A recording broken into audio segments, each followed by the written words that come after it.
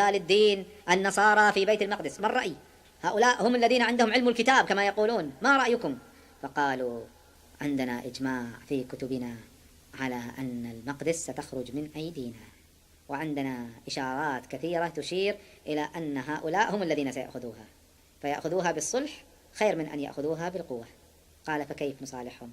قالوا عندنا إشارات عجيبة في كتبهم كثيرة، وإشارات كثيرة ونبوءات كثيرة من أنبيائهم، أن الذي يفتحها رجل اسمه عمر بهذه الصورة، قريب من هذا الاسم، لأن مع الترجمات ضاع ما تأكدوا، لكنهم يعرفون بعض مواصفاته، فبدأوا يراسلون عمرو بن العاص، قالوا نحن نريد أن نستسلم وعندنا شروط، وكتبنا المقدسة تشير إلى أن عمرو هو الذي يفتحها.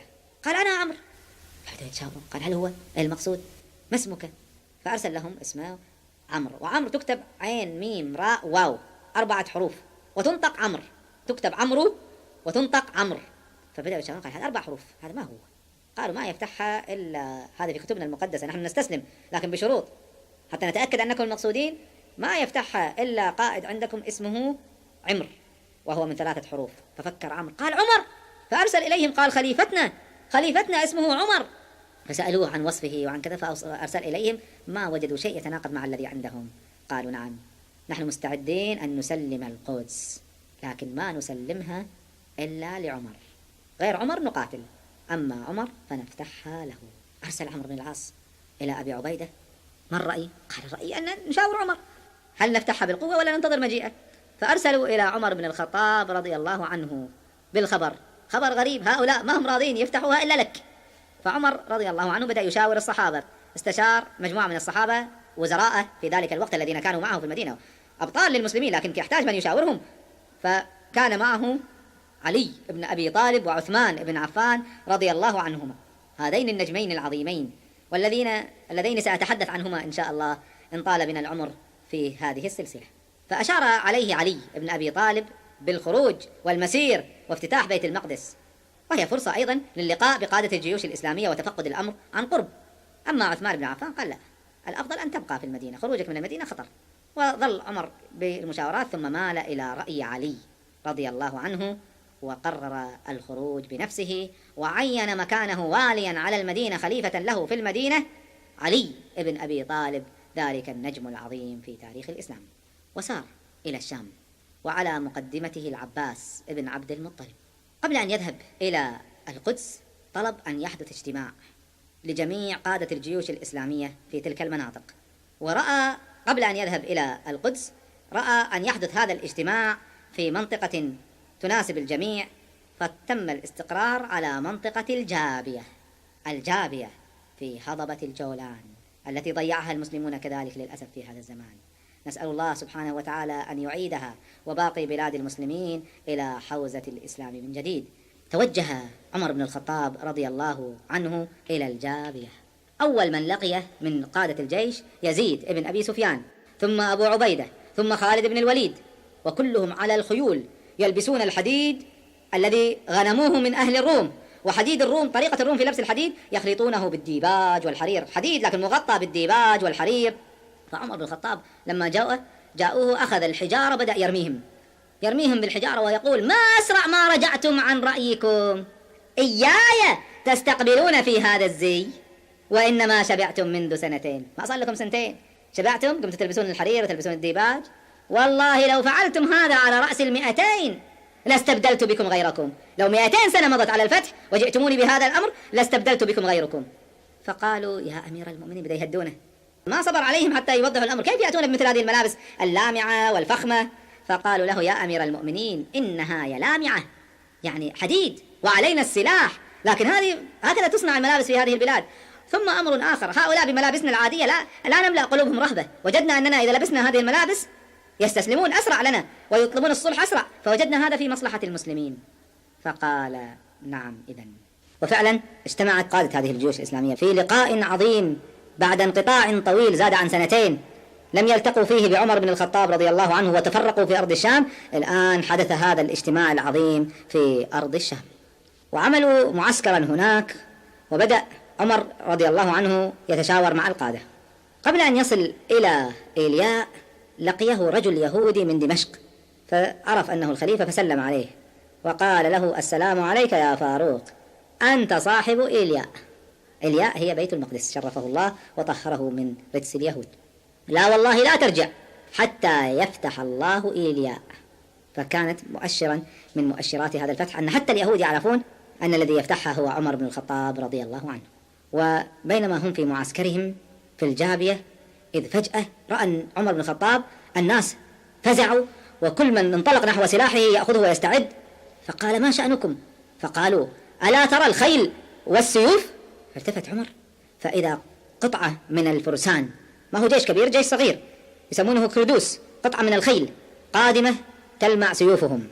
فعمر بفراسته قال: لا تراعوا، إنهم مستأمنون.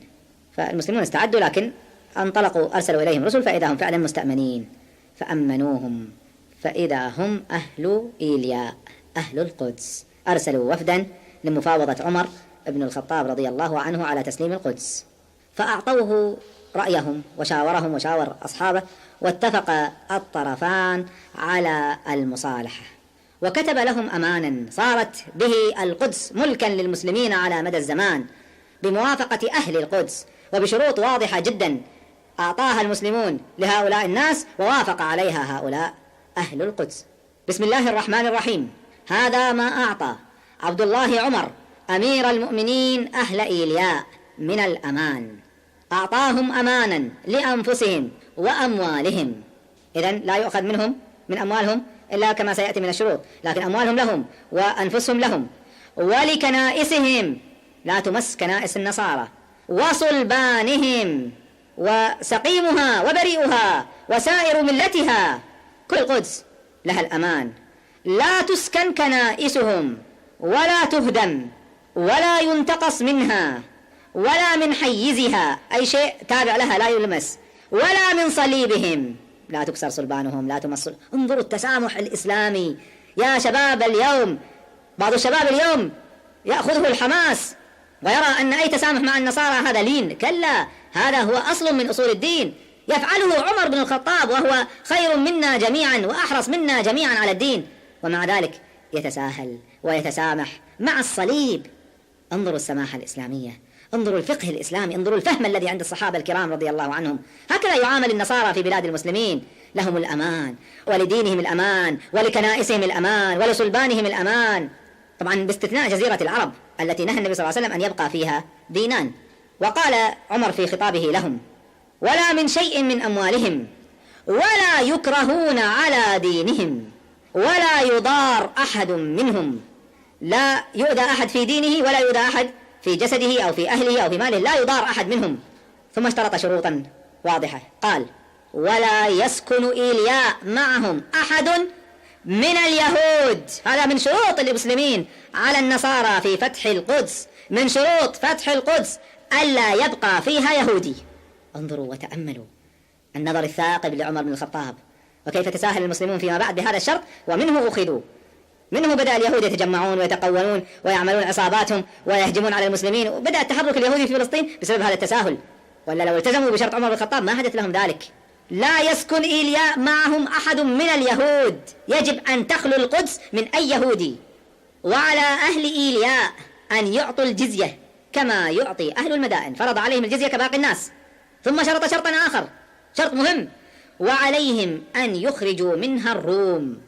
ما يبقى في القدس إلا أهل البلاد الأصليين، أهل فلسطين الذين أسلموا فيما بعد، أما الروم يجب أن يخرجوا جميعا من القدس. إذن لا يبقى في القدس يهودي ولا يبقى في القدس رومي. طبعا يزوروها زيارات يتعبدوا فيها لا مانع، أما أن يسكنوها فممنوع بالاتفاق بالعهد الذي بيننا وبين أهل فلسطين عندما فتحنا فلسطين.